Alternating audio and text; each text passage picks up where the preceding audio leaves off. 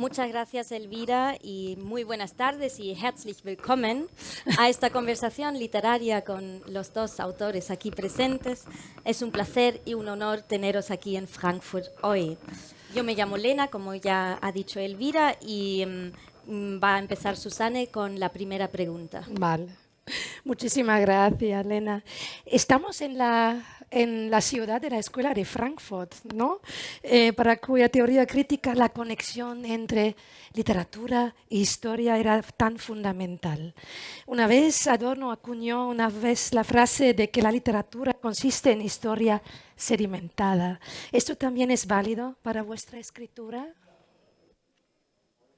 Bueno, yo creo que de las muchas cosas que comparto con Antonio Muñoz Molina, que después podemos hablar porque Antonio y yo somos andaluces, empezamos a escribir en Granada por la misma época y ya ayer hablábamos de que los dos estuvimos aquí en el año 1991 y en ese sentido conversamos de lo que ha cambiado la realidad europea y española desde el 91 hasta aquí, las cosas buenas que hay, las cosas malas que hay.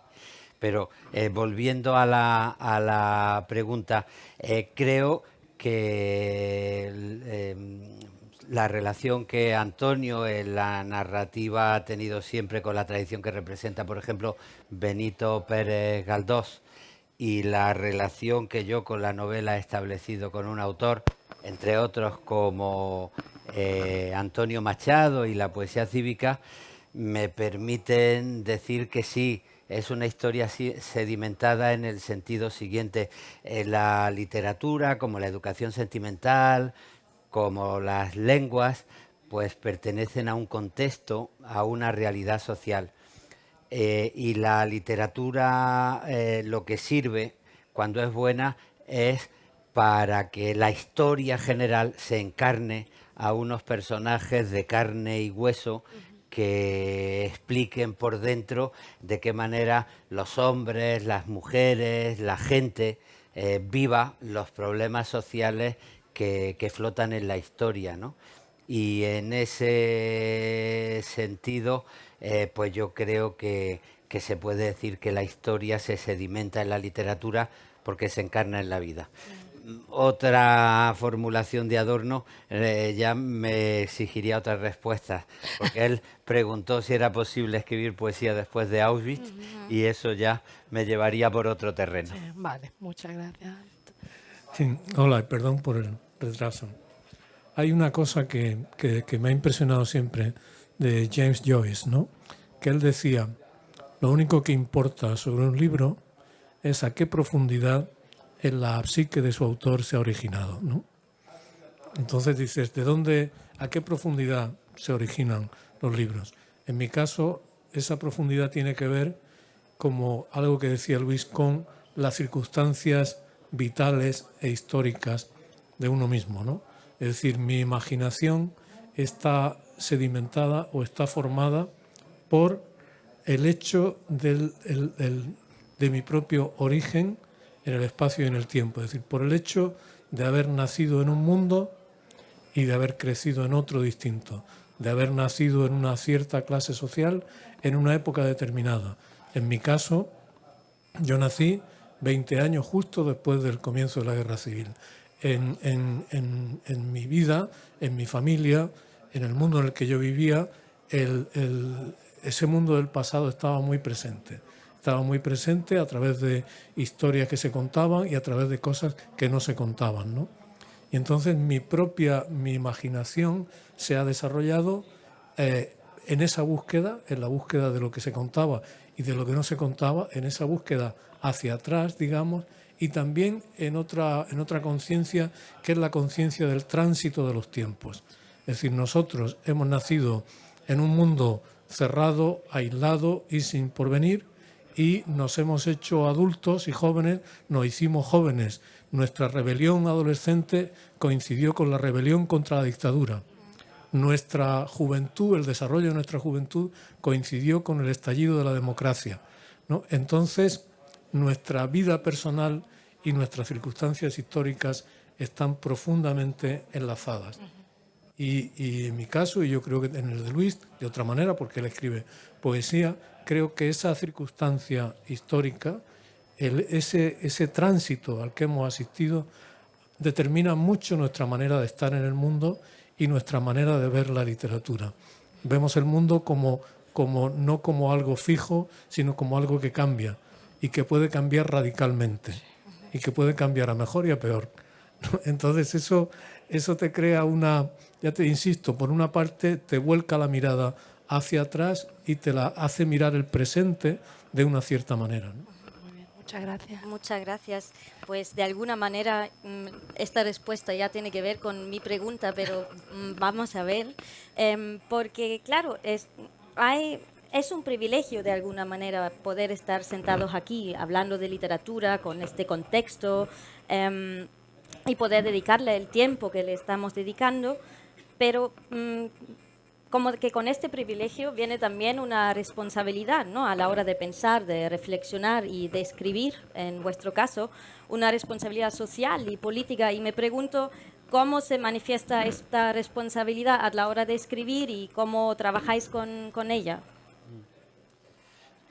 Bueno, ayer, por ejemplo, en la intervención, en el acto de inauguración de la feria, que Antonio tuvo una intervención memorable, empezó por tomar conciencia de lo que el privilegio que significa desarrollar un trabajo de escritor en un país libre, en momentos donde hay muchos países que sufren muchas dificultades, ¿no? Yo creo que en ese sentido debemos ser muy conscientes de algunas cosas. En primer lugar, nos gustaría que Europa fuese un referente en el panorama internacional de la defensa de los derechos humanos. Y el panorama internacional está complicado y el panorama interior dentro de Europa está complicado también porque están surgiendo muchos populismos cercanos a la extrema derecha, ¿no? Entonces, creo que la labor del escritor y del intelectual es la labor de la conciencia cívica, de apoyar los derechos humanos, tomar conciencia también de las transformaciones de la sociedad que son positivas, porque, por ejemplo, una de las diferencias que hay en la narrativa y en la literatura en general española de 1991 y de 2022, y lo decía Antonio también, es el protagonismo paulatino que la voz de la mujer ha ido ocupando en España una vez que conseguíamos alejarnos de la cultura franquista, porque la cultura democrática no es poder votar cada 4 años, es tener una transformación social educada en la igualdad, ¿no? Eso ha sido una cosa significativa.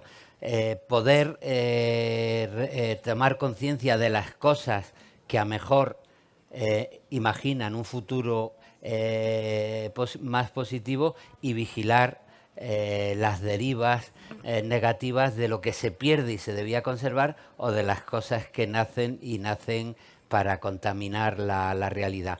Y desde el punto de vista del creador, todo eso teniendo una cosa clara, que a mí me parece también muy importante. Yo he militado desde muy joven porque había que militar para echar el franquismo.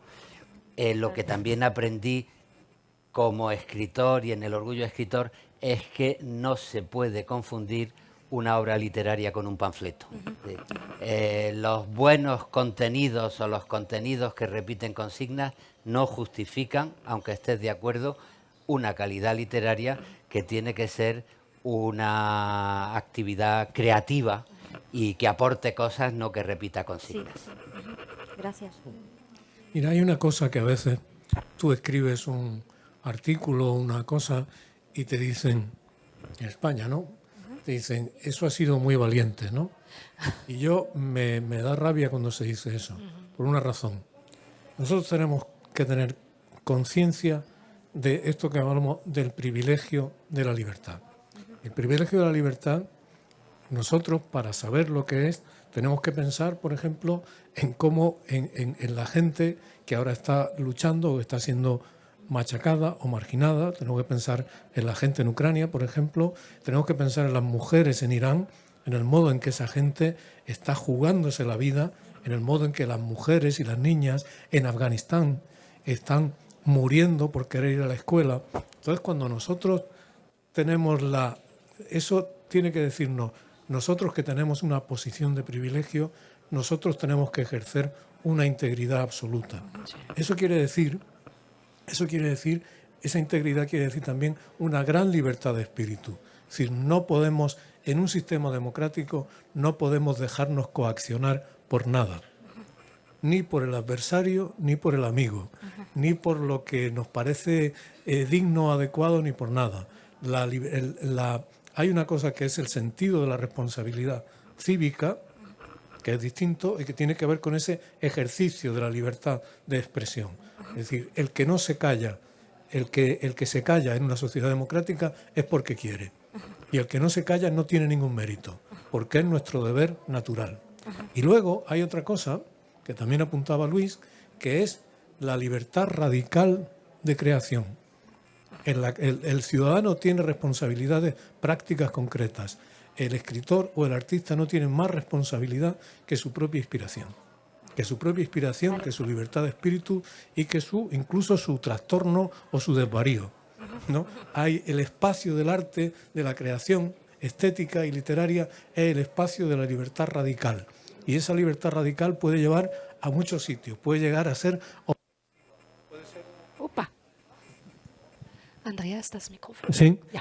esa libertad puede ser incómoda, puede ser ofensiva, puede ser muchas cosas, pero tenemos que defender el derecho a ejercerla.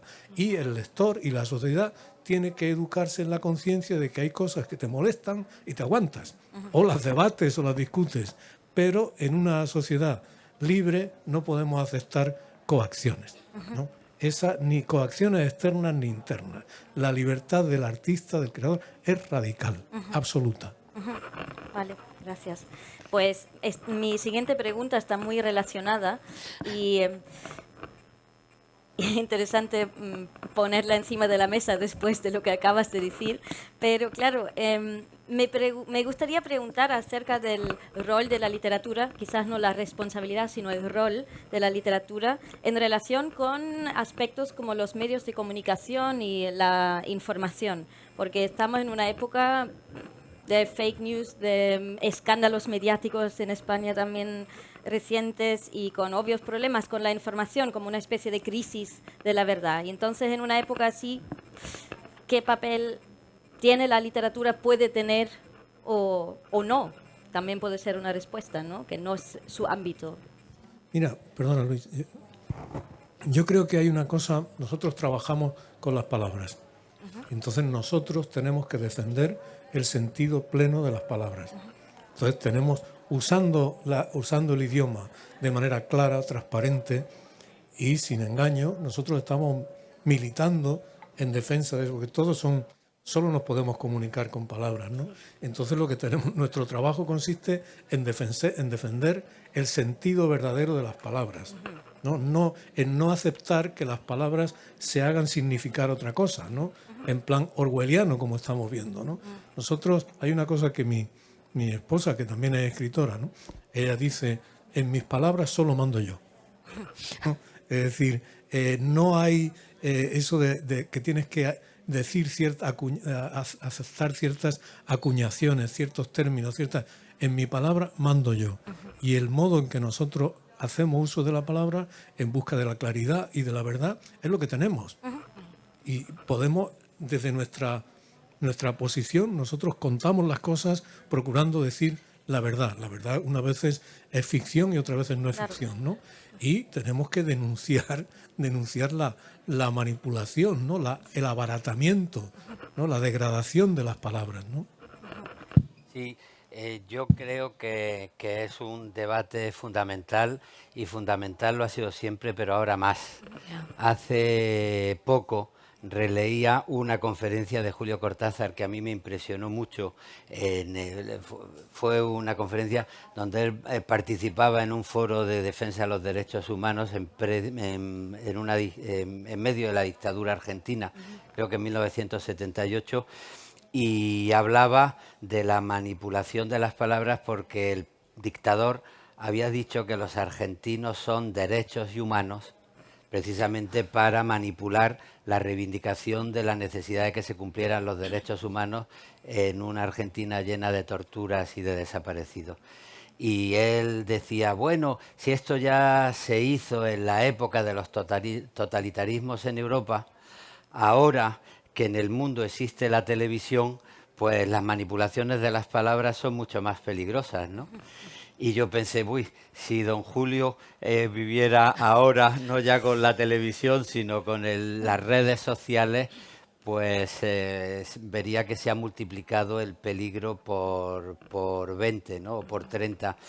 Me llamó mucho la atención también porque yo sigo estos temas.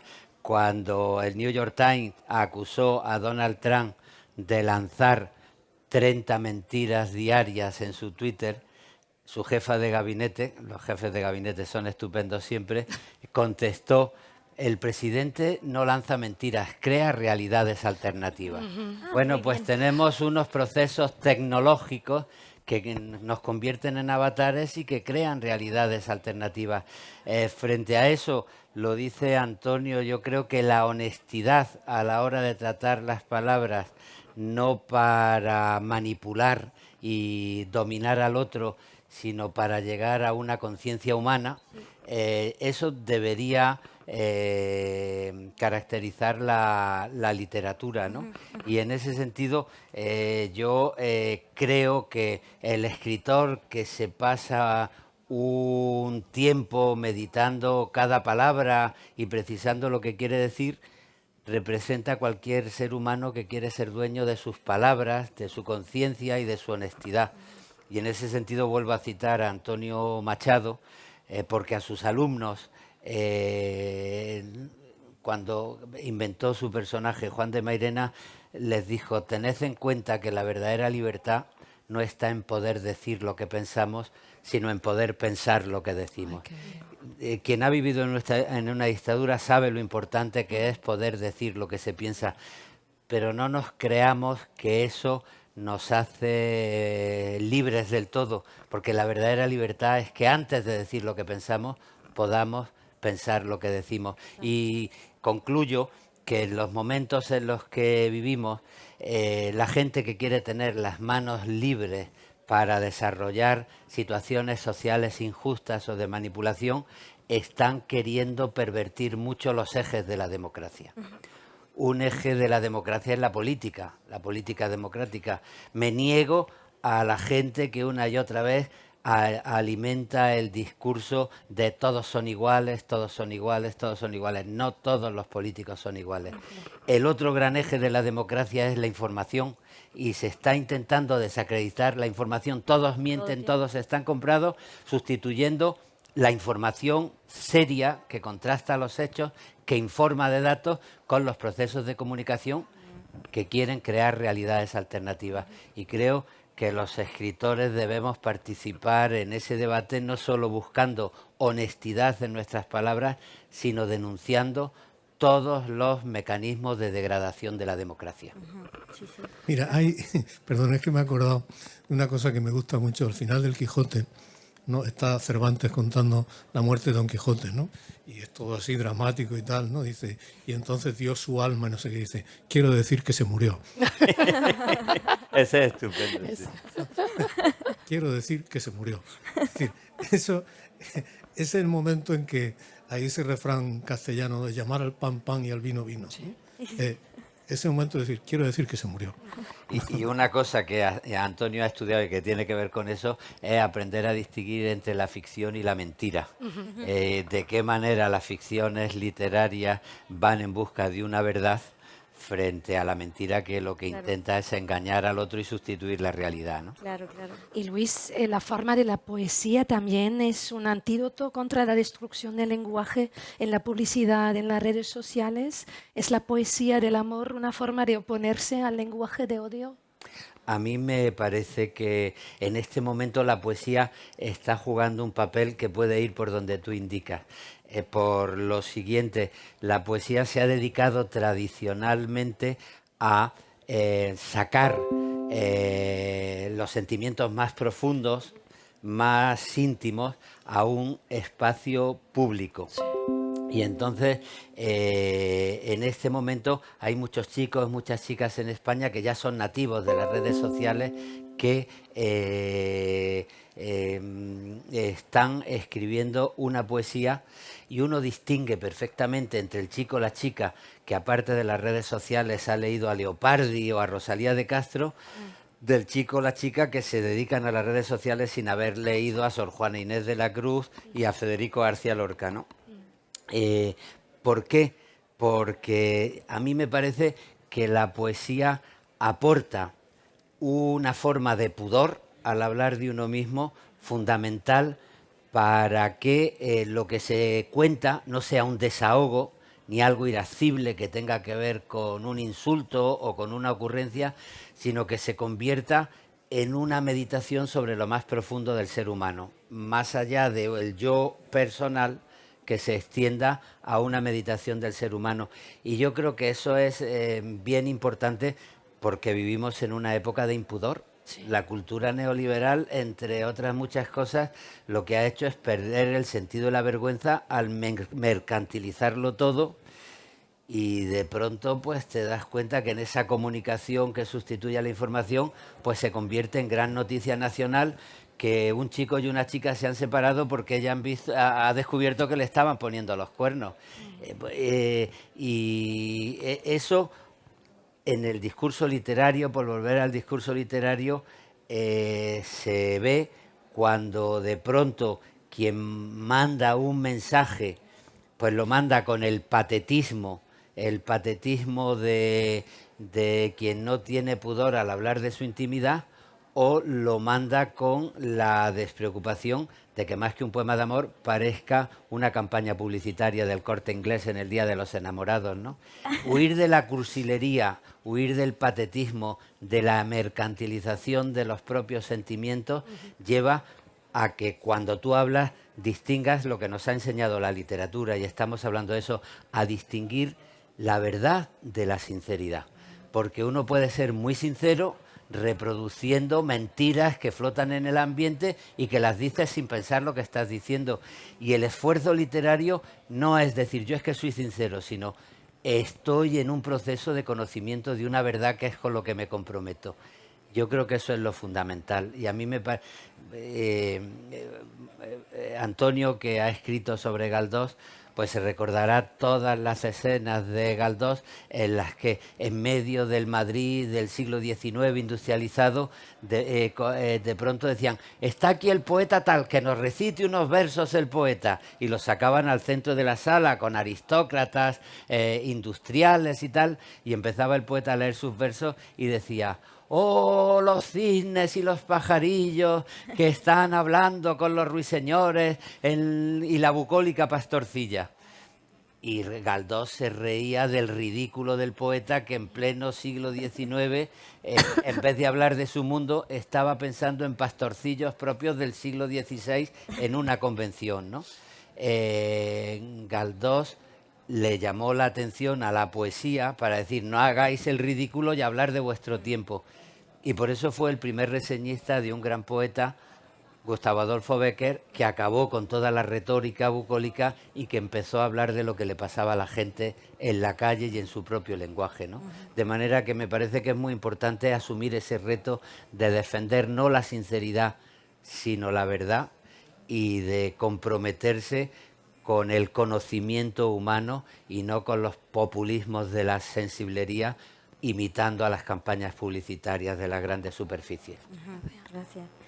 Antonio, me gustaría preguntar una cosa como de un elemento concreto de tu escritura. En 1996 das tu discurso de entrada en la Real Academia Española sobre Max Aup, ¿no?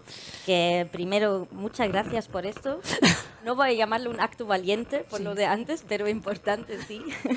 Y claro, porque reivindica el escritor de Max Aup y con él toda una generación de escritores exiliados del 39 y también el discurso apócrifo de Max Aup de su inventada entrada en la Real Academia Española, que obviamente era una crítica a la institución y al país que representaba durante la dictadura. Y aquí vienen las preguntas. ¿Qué se aprende para la propia producción literaria de alguien que escribe desde el exilio sobre las realidades históricas del propio país? ¿Y qué importancia tienen para ti en general las literaturas del exilio a la hora de escribir? No solamente por la novela de Sefarat, sino en general para tus textos del país y en general para el escribir. Claro, fíjate que cuando nosotros éramos jóvenes, o muy jóvenes, hay un problema que tiene la cultura española, es que no tiene una tradición hecha. ¿Por qué? Pues porque no hemos tenido instituciones serias. Es decir, tú piensas, esa es una reflexión que a mí se me ocurrió la primera vez que visité la abadía de Westminster y vi el Poets' Corner, ¿no? Entonces ves el Poets' Corner y ves ahí que está Shakespeare, y está Ben Jonson, y está Dickens. Es decir, tú ves una continuidad a lo largo de los siglos, ¿no? Y yo me pregunté, ¿dónde están el Poets' Corner español? Pues uno está enterrado en una tumba sin nombre, otro su cadáver no se ha encontrado, otros están enterrados en México. No es un hecho excepcional, es decir, otros países, otras culturas han tenido lo mismo, ¿no? Pero nuestra tradición es una tradición conflictiva, incompleta. Tú piensas, por ejemplo, en Francia, ¿no? Tú llegas a una librería francesa y ves La Pléiade. Y ahí aparece la muralla china, ¿no? Porque ahí tienen la cultura francesa toda organizada, encuadernada en piel, en un tipo de letra estupendo, con un papel biblia, con notas súper eruditas. Es admirable. Nosotros no tenemos eso.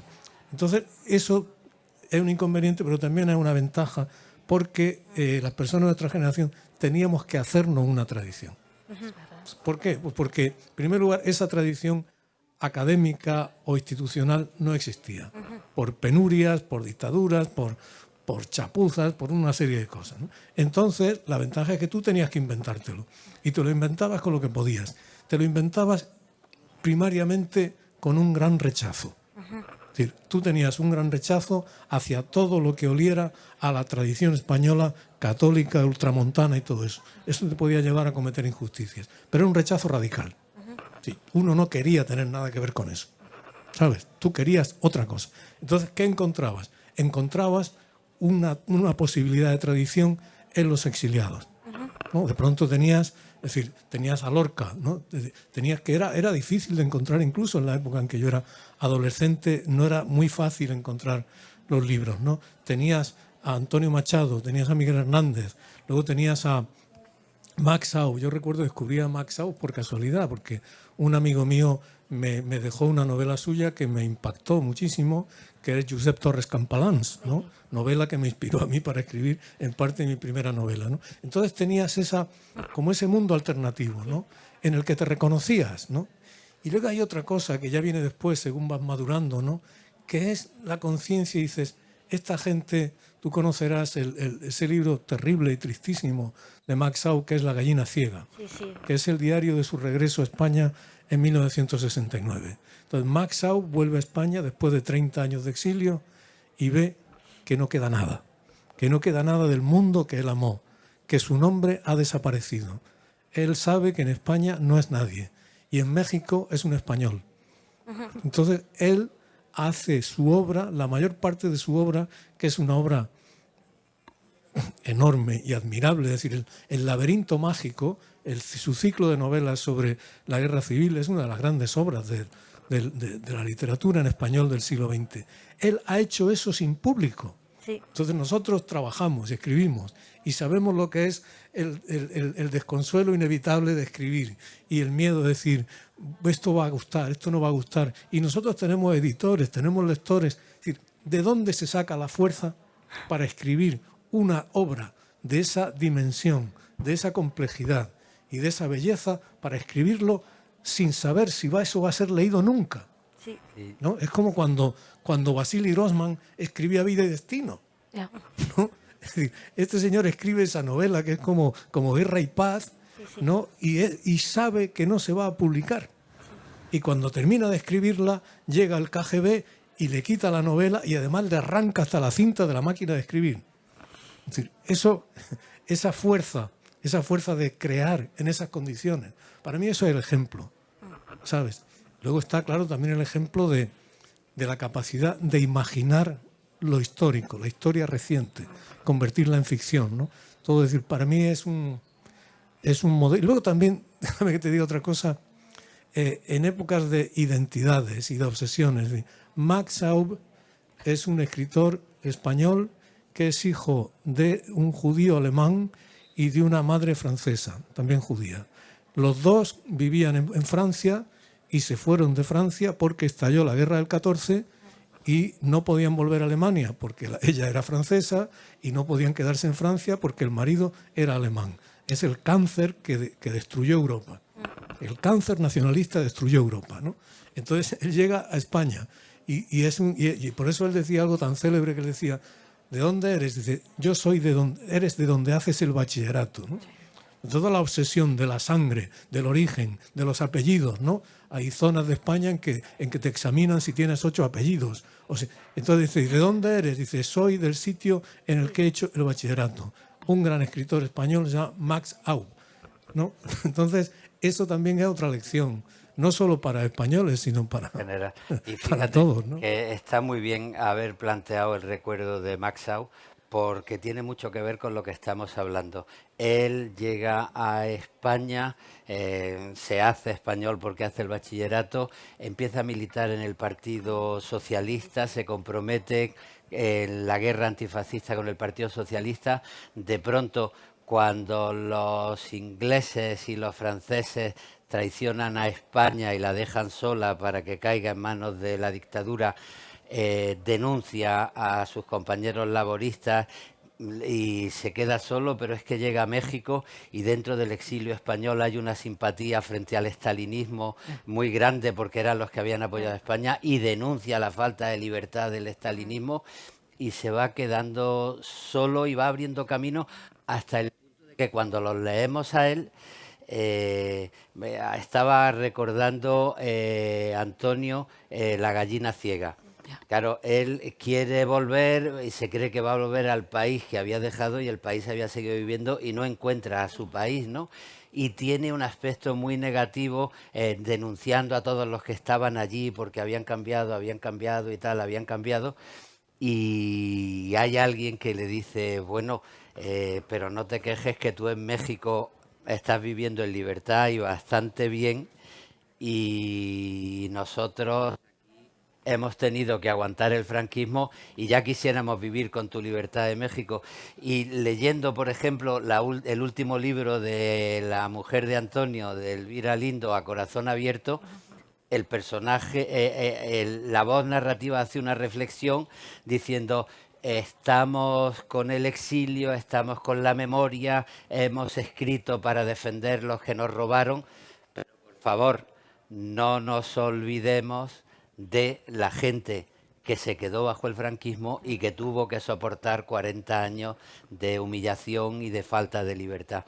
Y es esa imaginación literaria la que te aporta conocer muchas cosas, pero te abre los ojos para preguntar siempre también por qué más te queda por defender. Sí. Y para que no se cierren las puertas y respetar el sufrimiento de un exiliado, que no te lleve a olvidarte del que le tocó quedarse aquí desde el año 39 y pasar hambre y pasar represiones, ¿no? Sí. Fíjate, perdona, Al decir aquí quiero decir a España, ¿eh? Claro. Estamos en el pabellón español. fíjate que ahora que lo dices, el prejuicio que ha habido, por ejemplo, con los pintores y con muchos escritores que escribieron o que pintaron en España durante el franquismo, ¿no? Es decir, que termina el franquismo y hay como un desdén hacia ellos.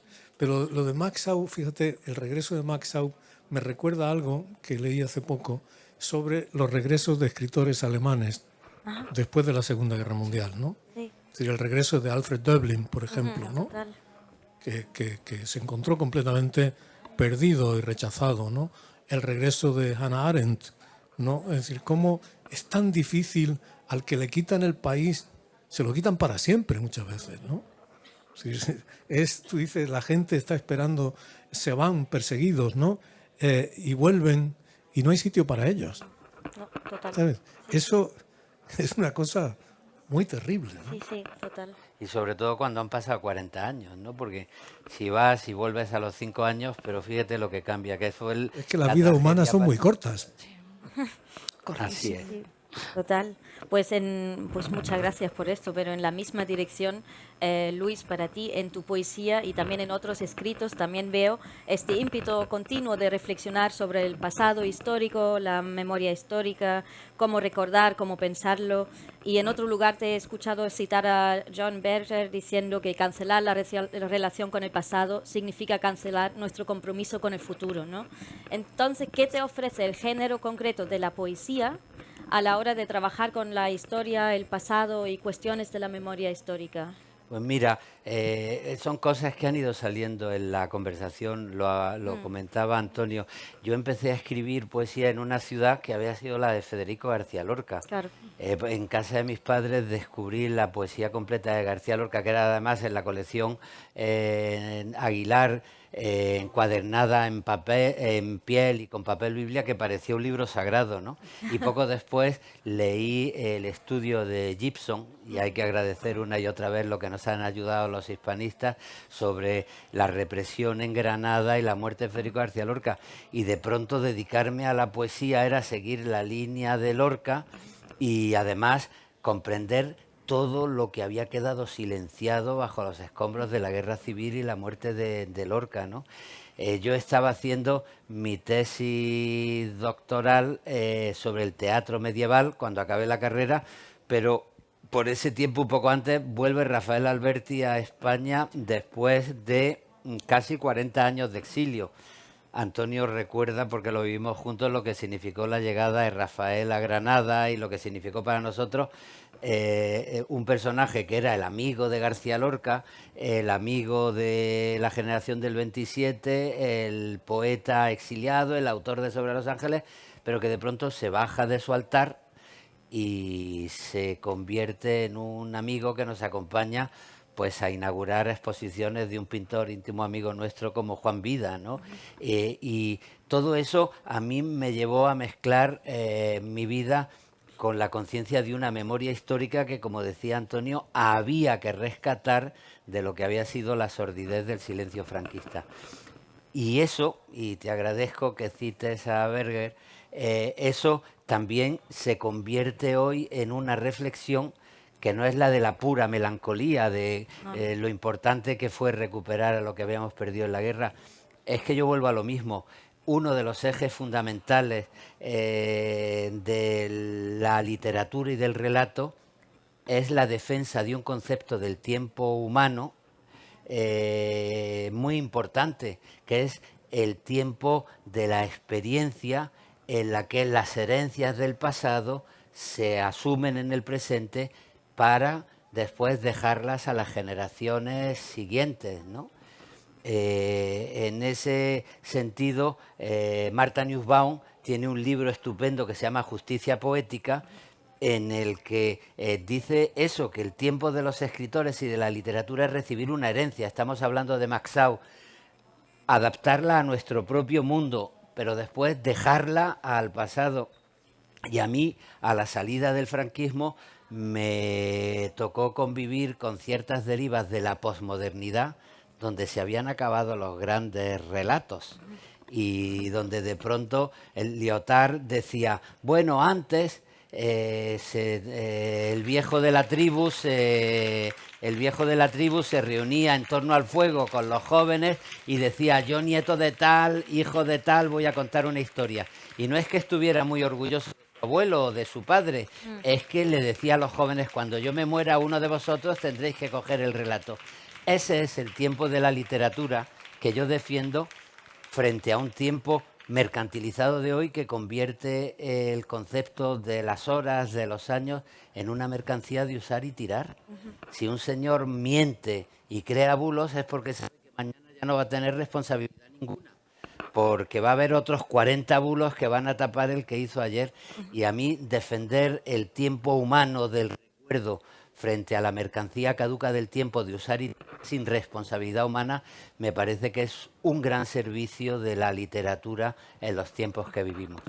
Fíjate, perdóname, esa pasión que hubo en los años 80 por borrar, ¿no? Y no era solo, no como se ha dicho después, que el pacto de silencio o que el miedo a hablar, no, era que se puso de moda, que el presente, y es comprensible también, ¿no? Sí. Es decir, el pasado de pronto, hay personas muy interesadas en borrar el pasado, ¿no? Parece que es moderno borrar el pasado. Hay una publicidad de una universidad, que no sé cuál, que veía yo en los autobuses en Madrid hace unos meses, que decía menos yesterday, más now, ¿no? Y ahí me parecía, digo, ¿esto qué es, no?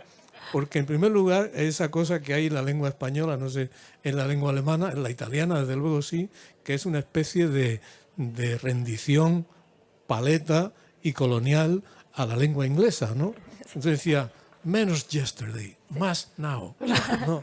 Diciendo, mira si somos modernos ya, que es que no decimos ni ayer, ¿no? Decimos yesterday y queremos más now. Y dice, vamos, ese now es como el querer siempre el último modelo del iPhone, no sé qué, ¿no? Es una especie de lobotomía intelectual, ¿no? Una lobotomía que además favorece mucho, no esa cosa de decir, no, es que esto es del pasado, es que lo que nos interesa es lo de ahora. Dice, el ahora está hecho de todo el pasado, ¿no? Es decir, somos una secuencia, ¿no? Hay una fraternidad entre las generaciones, ¿no? Como esto ya no, el pasado se ha quedado obsoleto. ¿Qué es el pasado, no? Es cuando te dicen, es que la tradición pictórica o la tradición, que eso no sirve. Dice, no, si tú prescindes de la tradición, lo que estás es copiando lo peor de otras tradiciones, ¿no? Entonces, yo creo que esa reivindicación del pasado en el sentido más noble de la palabra, es decir, ¿por qué? Pues en el sentido en que todos estamos hechos de pasado, somos la acumulación de las invenciones y de las cosas de otros, ¿no? Entonces, esa reivindicación de ese pasado vivo que está en el presente me parece muy avanzada, con perdón, ¿sabes? Es decir, porque quiere reivindicar lo bueno que ha existido. Eso de hacer tabla rasa es lo que han hecho, pues lo que hacían lo que hacía el estalinismo cuando cambiaban cada edición de la enciclopedia soviética, cambiaba completamente el pasado, ¿no? Es decir, el pasado estaba cambiado si hubieran tenido Photoshop, ¿no? Entonces es como en la revolución cultural, ¿no? Borrar todo, ¿no? Y eso a veces se presenta como una cosa juvenil y moderna y progresista y tal, ¿no? Y claro, como dice Luis, si no tiene referencias, es como ahora en Italia cuando están suavizando o embelleciendo el pasado fascista de Italia, ¿no? Dicen, no, Mussolini, no, tal, dice, esto, ¿no? Entonces, ya digo, no es una cosa solo española, es decir, en todas partes cuecen habas y todos los países, porque muchas veces puede parecer que es que los españoles tenemos una relación más conflictiva, particularmente conflictiva que otros, ¿no? Es decir, aquí también hay lo suyo, ¿no? Es decir, que el pasado es un trabajo en marcha siempre, y en Francia y en todas partes, ¿no? Y fíjate el modo en que el pasado colonial se está reconsiderando en tantos sitios, ¿no? Es decir, que es un trabajo común, ¿no? Y hay que no rendirse a eso del menos yesterday, más now, ¿no? Porque este now, lo que no sabemos, lo que está claro es que este now va a ser yesterday, mañana, ¿no? Tomorrow, perdón. Total. Pues con esto, muchísimas gracias. Llegamos al final de esta conversación. Muchas gracias por compartir estas opiniones, también muy íntimas en partes, y eso con todos nosotras y nosotros. Y los libros Pues aquí tenéis todos los últimos libros de Antonio y Luis para echarles un vistazo y espero que lo pasáis bien aquí en la feria con más Seguro. encuentros y lecturas y charlas y conversaciones y muchas gracias a todos y todas. A vosotros. Gracias. Gracias a vosotros.